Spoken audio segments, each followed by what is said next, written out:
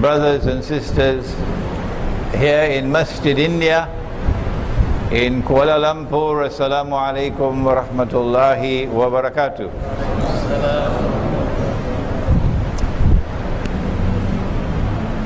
It is something very strange indeed as we address you tonight on the topic of the future of Islam in India, Pakistan, Bangladesh, Kashmir. Not the future of Muslims, Pakistanis, not the future of Bangladeshis, the future of Islam in this region of the world. At a time when very strange things are happening in the world, very ominous things, dangerous things are happening in the world. It is clear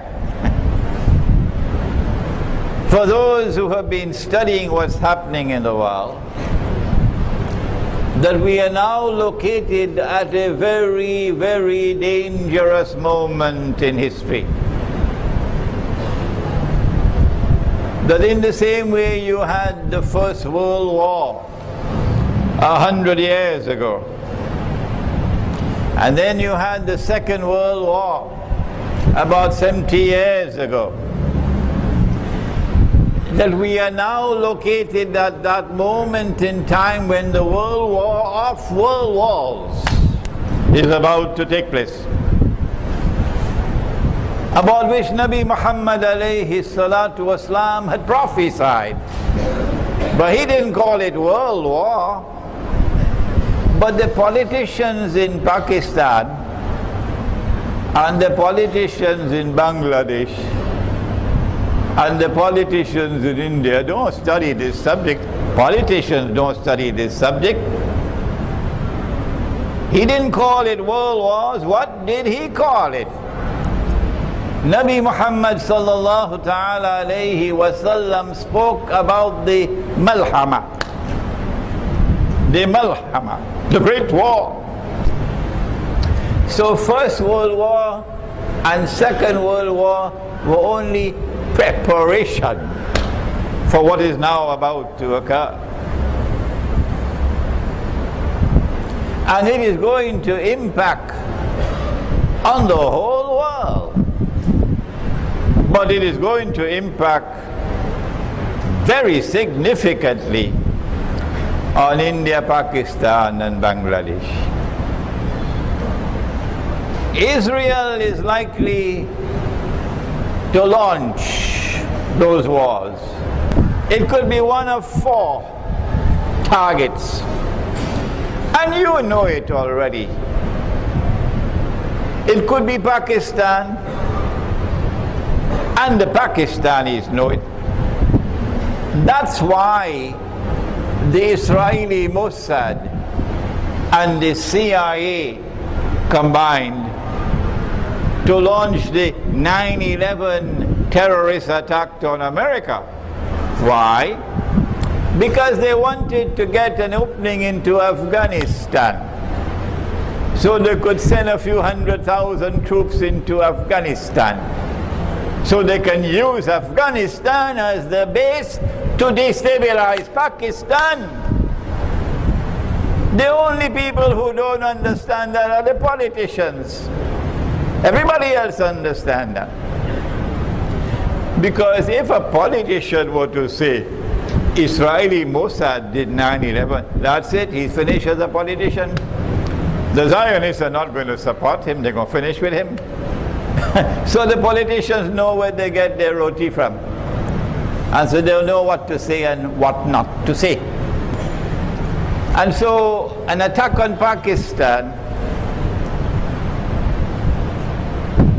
was prepared since 9/11, 10 years now. And the attack on Pakistan is meant to destroy Pakistan's nuclear plants and nuclear weapons. Why? Because Israel wants to rule the world. Anyone who has studied the Quran and Hadith properly would know that, because they have studied the subject of Dajjal. Israel wants to rule the world so that a man can stand up in Jerusalem tomorrow, meaning about 20 years from now, and declare, I am the Messiah, Al-Masih. But we know that the Messiah or the Masih is Jesus, Nabi Isa alayhi salam. So who would he be? He would be Dajjal. In order for him to declare, I am the Messiah, he has to first make Israel the ruling state in the world. And then he can rule the world and say, I am the Messiah. That you understand already. But in order for Israel to rule the world, Israel has to wage great wars. And that's the Malhama that's coming. But Israel cannot wage great wars if Muslims have a weapon with which they can significantly threaten Israel. And so no Muslim country must have nuclear weapons. That's the new religion of Israel. That's the new religion of Zionists. That Muslims must not have any weapon with which they can threaten Israel. But Pakistan has that, thanks to Zulfikar Ali Bhutto, who did many bad things, but this was a good thing that he did. Thanks to Ziaul Haq Marhum, who did some bad things, but alhamdulillah, he died as a mu'min and shaheed. And others as well, who not only brought Pakistan into the nuclear club, but kept Pakistan there. In order for an attack to be launched on Pakistan, to destroy Pakistan's nuclear plants and nuclear weapons, you will also have to break up Pakistan so that Pakistan can never revive itself. Because the Pakistanis are going to be very angry. Who is going to do that job? To break up Pakistan? You don't need a PhD to answer that question, do you? Israel's most strategic ally in the world today, after the United States, is India. India used to be secular India under the Indian National Congress. But now India has become Hindu India. And this Hindu India is joined with Israel in a strategic alliance. And so India is going to play a significant role in that effort to denuclearize Pakistan and to destroy and break up Pakistan into bits and pieces. I believe the Indian Muslims already know that. They know that.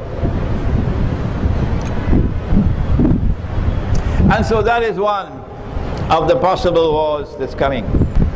And so we have three possible battlegrounds already. One, Pakistan. Two, Iran. Three, Syria. And four, the fourth battleground is possibly Egypt. Because Israel wants part of Egypt's territory because of something in the Torah. The Torah says that the Holy Land extends from the river of Egypt to the river Euphrates. From the river of Egypt to the river Euphrates. Meaning that part of Egypt, from the river Nile to the Red Sea, belongs to Israel. What do we do? Israel is going to strike. And India is Israel's most strategic ally in the world after United States. And because the attack on Pakistan is pre-planned, we know it's coming. And the plan is to create an independent Balochistan, which will be another Libya, a Zionist state.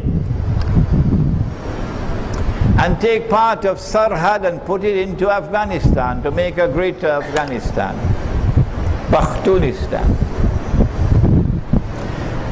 And take that part of Pakistan which is called Azad Kashmir and make sure it goes back to India. And take part of Punjab and part of Sindh and absorb it into India. And maybe even create Karachi as a city-state. What remains of Pakistan would be bits and pieces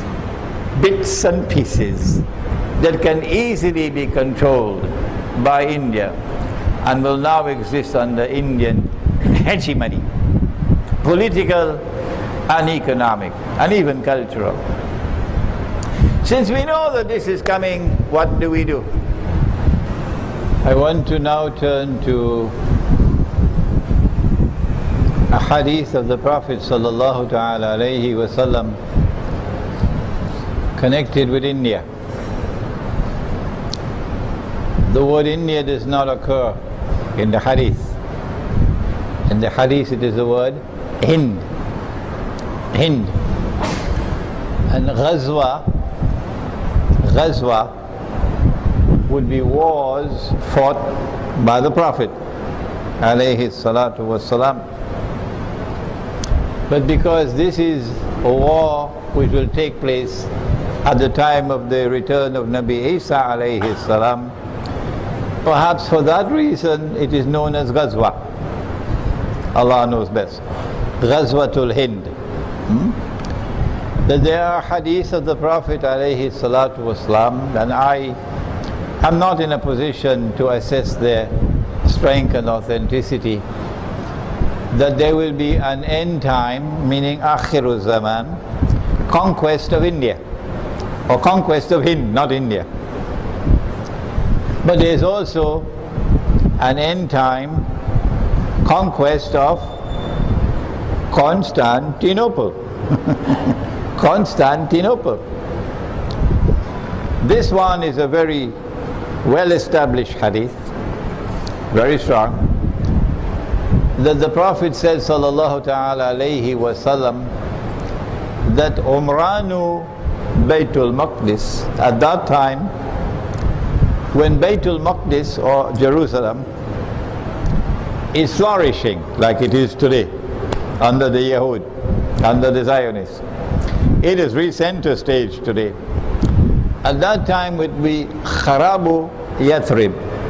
Yathrib or Madinatul Nabi would be in a state of desolation, playing absolutely no role on the stage of the world, not even in Islamic affairs. That's Medina today. The time of the flourishing state of Jerusalem would be the time when Medina would be in desolation. The time when Medina will be in desolation will be the time when the Malhama will come. The big war that's coming, where most people will die. The time of the Malhama will be the time of the Fathul Constantinia. That Constantinople will be conquered at that time in Akhirul Zaman. So the conquest of Constantinople 600 years ago obviously could not be what the Prophet is talking about. And the conquest of Constantinople will be the time of the Khuruj of Dajjal. Khuruj of Dajjal. Dajjal's release is one thing, Dajjal's Khuruj is another. He was released in the time of the Prophet alayhi salatu wasalam. He is the mastermind of the modern political system which has paralyzed the world of Islam, imprisoned the world of Islam. He is the mastermind of the modern economy and the modern monetary system with this paper money. He is the mastermind. But you cannot see him as this time. He's not in our world of space and time. But his khuruj, when he comes out, you will now see him as a human being. And the Prophet said, alayhi salatu wasalam, you'll see him as a Jew, as a young man, powerfully built with curly hair, meaning curls at the side, like the Orthodox Jews. So, we have not only the conquest of Hind, but the conquest of Constantinople. Now, when Nabi Isa alayhi salam returns, he's coming back as Hakim, to rule. So I asked last night, would he have to submit to the authority of the Security Council of the United Nations? Huh? Tell me? Huh? Obviously not. Tell them that in Washington for me. When he comes back to rule the world. Which means he has to rule over the Zionists. Which means he has to rule over India. India will have to submit. India will have to submit. And therefore, whether you have the ahadith or not about Ghazwatul Hind, it is clear to me that there will have to be an armed conquest of India in order to ensure that India submits to Nabi Isa alayhi salam. Who is going to be in that army? It will have to be mujahideen. I don't think the standing armies of the modern secular states are going to do that. And what kind of warfare will the mujahideen be waging when there's all of this oppression upon them? And the wars are going to start soon. I hope the Pakistani people are listening, because I expect the Pakistani people to take the leading role. Oh yes, in joining their brothers in Afghanistan. Afghanistan is up front. Afghanistan has waged successful war in resisting the NATO Zionists for 10 years. An embarrassment for Barack Obama. That's Afghanistan. And I'm expecting second in line to be Pakistan. This is why I'm asking the young Pakistani men, get out of the cities. Get out of the cities. Move to the countryside. Secure your water and your food. Secure your families. Because you are going to be on the front line. And it's not going to be conventional warfare. I think it's going to be about 20 years of guerrilla warfare that's coming up. Afghanistan style. And I hope these words of mine reach the young Pakistani men and the young men of India and the young men of Bangladesh. There are others who are not going to be part of this struggle. Who are they? They are those who disregard what I have said tonight. We have to go and vote. We have to vote for this one or that one or that one. They are stuck into that electoral political system based on shirk. You can speak to them, but it's like water falling on the back of the duck. They won't listen to you. Summun bukmun umyun fahum la yarji'un. These people who, regardless of what you say, they're still going and vote for this party or that party, vote for this man or that man. I don't have any words for you. I don't know what to do with you. You're not going to be part of the struggle for the future of Islam.